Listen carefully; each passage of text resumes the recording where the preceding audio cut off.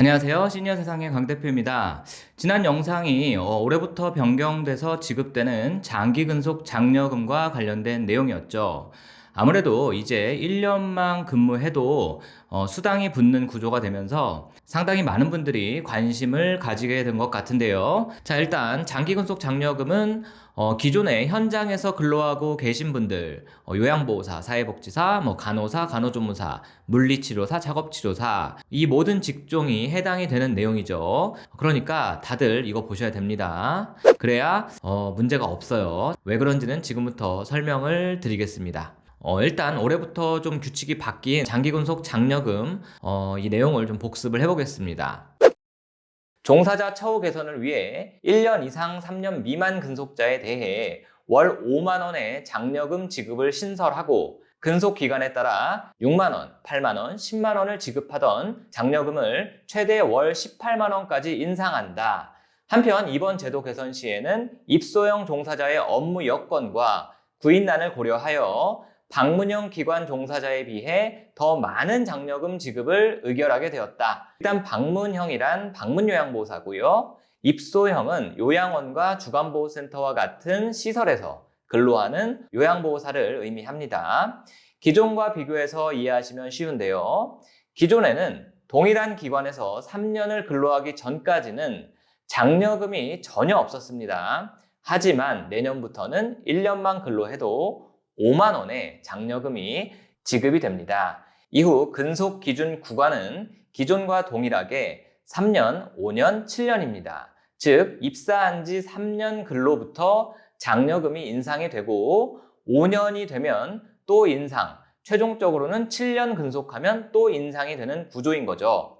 그리고 가장 중요한 지급 금액의 변화가 있죠. 방문요양보호사의 경우는 기존 금액보다 5만 원을 더 받게 됩니다. 즉 3년 차부터 11만 원, 5년 차에 13만 원, 7년 이상 근로하면 15만 원의 수당을 받게 되는 거죠. 요양원이나 주간보호센터에서 근로하는 장기요양 요원들의 경우는 3년 차부터 기존보다 8만 원이 인상된 14만 원 지급, 5년 차에 16만 원, 7년 차가 되면 18만 원의 수당을 따로 받게 되는 겁니다.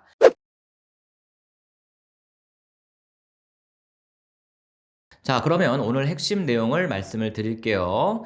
자, 우리 모두 이 장기근속 장려금 전액이 통장에 들어온다고 생각을 했지만 조금 문제가 발생했습니다. 자, 이번 개정된 고시 내용을 좀 읽어보겠습니다. 기존에는 장기근속 장려금은 다음 각 호를 충족하는 종사자에게 지급하며 계속 근무 기간에 따라 종사자 1인당 다음과 같이 산정한다. 딱 이렇게만 써 있습니다. 이 아래 표는 작년까지 지급되던 장기근속 장려금 금액이었죠. 올해 금액이 아니죠. 자, 그래서 올해 추가된 고시 내용을 보면 방금 말씀드린 이 내용은 올해도 똑같이 적용이 되고 대신 이 6번이 추가가 되었습니다. 장기근속 장려금은 다음 각 호와 같이 산정된 금액을 제2항에 따른 요건을 모두 충족하는 종사자에게 지급한다. 자, 장기근속 장려금 요건은 다시 설명 안 드립니다. 이 내용은 대부분 아시죠? 중요한 내용은 바로 여기 괄호 안에 있습니다. 이 경우 사회보험기관 부담금 및 퇴직 적립금을 포함하여 산정된 것으로 본다. 바로 이 내용. 조금 헷갈릴 수 있는데 이 내용을 풀어서 설명드릴게요. 이게 작년까지는 없던 내용이 추가가 된 겁니다. 결국 이 장기근속 장려금 지급 금액이 모두 종사자에게 지급이 되지 않고 4대 보험, 즉 건강보험, 고용보험, 국민연금까지 모두 공제하고 나서 종사자에게 지급이 된다는 겁니다. 4대 보험 공제 비율은 모두 아시죠? 산재보험이야 원래 사업주가 100% 부담하는 것이고 건강보험, 국민연금은 사업주와 5대5로 반반씩 납부하죠. 그리고 고용보험만 사업주가 조금 더 부담합니다. 오늘 이 내용까지는 자세히 설명 못 드립니다. 자, 그런데 이것뿐 아니라 본래 퇴직 적립금을 매달 사업주가 적립을 하는데요. 바로 이 금액을 가지고 여러분들이 1년 이상 재직 이후에 퇴사할 때 퇴직금을 지급하는 거죠. 즉, 퇴직 적립금은 근로자가 납부하는 돈이 아니에요. 그런데 예외적으로 이 장기근속 장려금에서 이 비율만큼 퇴직 적립금을 공제하고 종사자에게 지급을 해라 라는 이야기입니다. 여기 정리를 참 잘 해주신 분이 계셔서 제가 이 수식을 좀 참고했습니다. 참고로 저는 숫자 계산에 아주 약해요. 제 약점이거든요. 그래서 실제 시설 운영할 때도 웬만한 급여 관련 계산들은 모두 회계사무실에 맡겨서 처리를 했습니다. 아무튼 올해부터 1년 이상 재직자는 장기근속 장려금이 매달 5만 원이 지급이 됩니다. 이 5만 원이 모두 통장으로 들어오는 것이 아니라 4대 사회보험료 근로자분, 사업주분 모두 공제를 하고 여기에 사업주가 부담해야 할 퇴직 적립금까지 공제한 이후에 종사자 통장으로 들어오게 됩니다. 여기서 차이점은 60세부터 국민연금 납부가 끝나니까 이분들은 국민연금 공제 없이 조금 더 들어오겠죠. 실제 수령금 예시를 보면 60세 미만은 5만 원 지급이 아니라 실제로는 3만 5천 원 정도 들어오고요.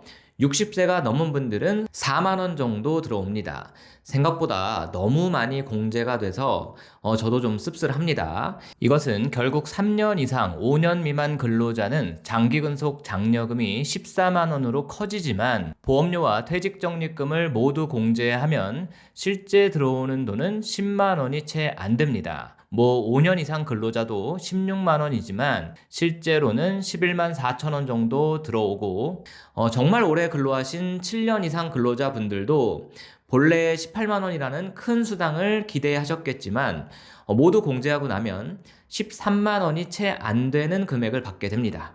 여기까지 요양원이나 주야간보호 예시이고 방문요양도 지급액이 조금 다르지만 결국 공제되는 것은 같은 내용입니다. 왠지 정부의 뒤통수를 좀 세게 맞은 느낌을 지울 수가 없는데요. 하지만 정부의 입장도 이유가 분명히 있습니다.